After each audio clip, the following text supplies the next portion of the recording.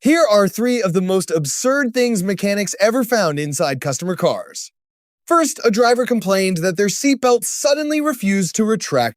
The mechanic popped off the interior plastic pillar trim to inspect the mechanism, only to be met with a massive avalanche of dog kibble pouring onto the floor. A family of rodents had turned the safety device into a massive winter food silo, completely jamming the belt with stolen food. Next, a customer brought their manual car in, calmly stating that shifting into 6th gear felt, quote, a little rough. The mechanic cracked open the transmission case and found absolute destruction. Every single metal tooth on the gears had been violently shaved off, leaving nothing but smooth destroyed metal Cynthiara. The gearbox was completely annihilated. But that is nothing compared to this driver, who complained that the rear tire just wouldn't hold any air. The mechanic hoisted the vehicle up to find the puncture, only to discover the most absurd reality. There was absolutely no rubber left on the wheel. The customer had been driving on the bare metal rim, completely oblivious to the deafening scraping noise.